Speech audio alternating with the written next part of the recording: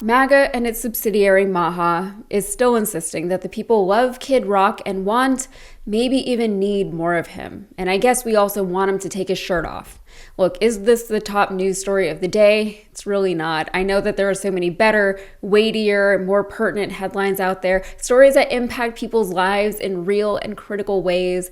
But this type of sociopolitical story is so strange, but also germane in its own right.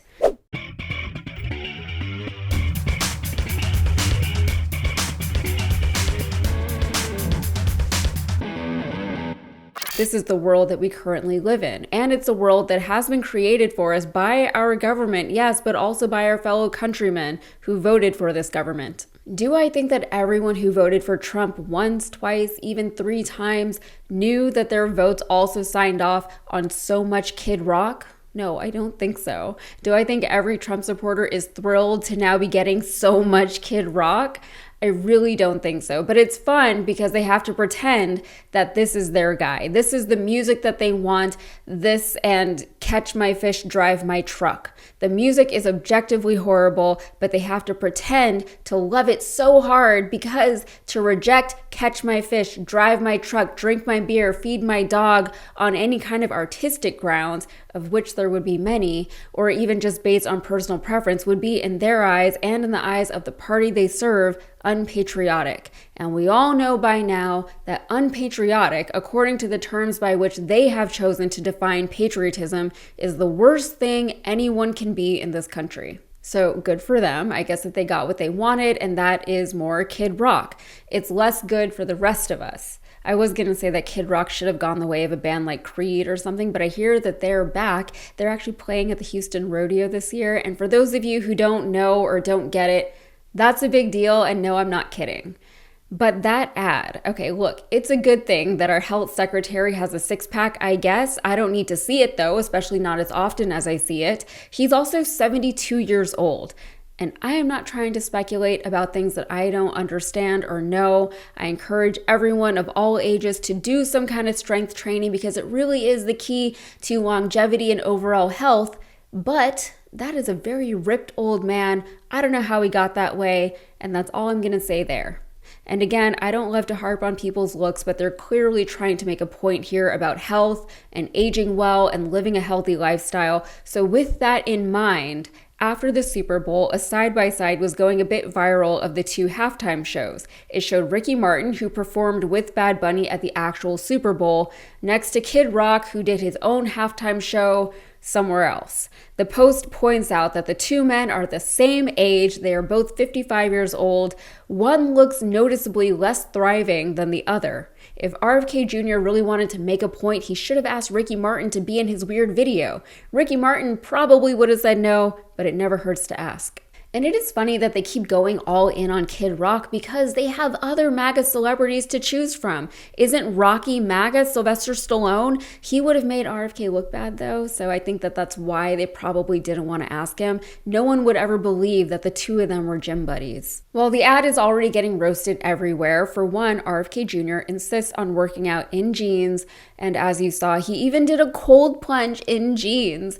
It prompted this response from entertainment journalist Marlo Stern, where he compared RFK Jr. to Dr. Tobias Funke from the show Arrested Development. And if you've seen the show, you know that Tobias was a never nude, which is exactly what it sounds like. He never took off his denim shorts because he was never nude, not even in the bath or in the shower. Logistically, it sounds like a very complicated lifestyle, but RFK Jr. is the closest thing we have to a real life example of what that could look like. Also, the ad showed the 2 men drinking milk together, topless in a pool. We can't see for sure, but I'm going to assume that RFK Jr. does have his jeans on in the pool while drinking milk with Kid Rock topless. And as they're drinking, the words whole milk pop up on the screen in some weird, drippy, like clip art looking font. So I guess big dairy, I guess that lobby is back and kicking. 90s kids everywhere are getting nostalgic IBS. But overall, the message of the ad, and I guess it was really more of a PSA than an ad, was that Americans need to get active and eat real food. And I just want to say thank you so much to the health secretary who is getting paid so much money in our tax dollars to tell us that. Thank you so much. Who doesn't know that much information? Who doesn't know if you want to live a healthier lifestyle, you need to get active and eat better? What are we paying him for? So great, those are all great suggestions. They're incredibly vague and safe, and no one could or would possibly argue with them. However, are they realistic lifestyle changes for average working people to adopt in this United States that corporations and capitalists have built for us? No, not really. Living a healthy lifestyle in the United States practically means living an alternative lifestyle, because the lifestyle that our society and environment and economy incentivizes is one of passivity and inactivity. I live in a pretty typical Texas suburb, and for me to just get up and walk somewhere, I would have to go out of my way to do that. It's something I would have to make time for. It's something I would have to plan ahead for and prioritize. If I want anything from anywhere, I have to drive to go get it, or I would have to have it delivered to my house. There is no option of walking, even if I just want to pick up some bread from the store. My grocery store is a 15-minute drive from my house. If I walked for 15 minutes or even for 45 minutes, I would still be in my neighborhood.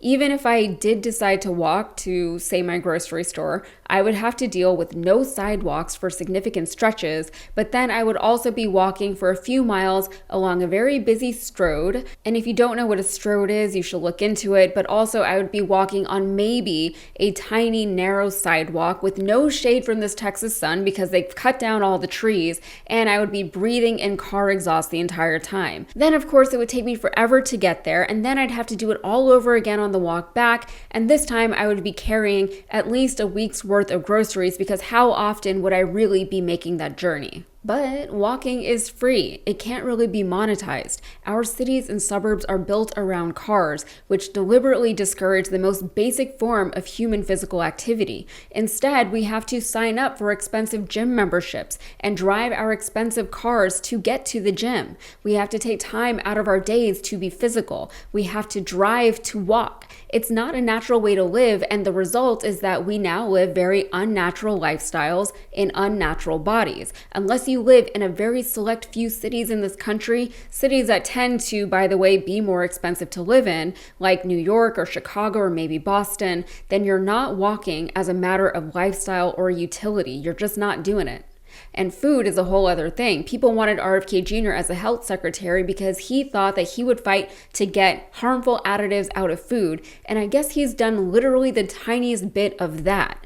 But at the same time, food regulations have become more lax because he's still a Republican. And for them, less regulation means more money for corporations. Unless RFK Jr. is going to revamp our entire corporate food and agricultural system, then Americans are going to be consuming ultra-processed, i.e. not real food, as he put it, by default, because that is what is available to them and that is what is affordable. Another side note, because this really is like a whole thing, in the United States specifically, we don't have much of our own food culture. We have microcultures in that people bring their own food cultures from wherever it was that they immigrated here from.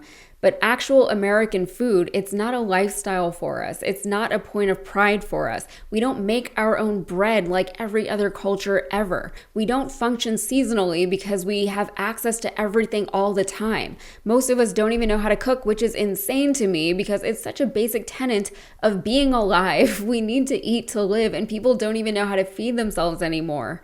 But learning how to cook means time and money that people simply don't have because, again, the lifestyles we lead don't allow for frivolous things like cooking nutritious meals for ourselves and our families. Most people don't even know what a nutritious meal would look like anymore, and you can't blame them because, for one, they were never taught, but also they're constantly fighting against advertising from deceptive food corporations that tell them something is healthy when it is anything but. The onus should not be on each individual within the masses to self-educate and fight incessantly against a system that has been built built for them in spite of them. It's the responsibility of the government to hold these corporations accountable and not to empower them further. The government is supposed to help us build a better, healthier society, but instead we're so often working against a tsunami of unhelpful and/or antagonistic policies.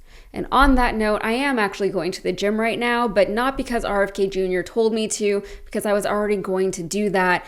So that's it for me. If you got anything out of this, please like the video and subscribe to the channel for more. Thanks.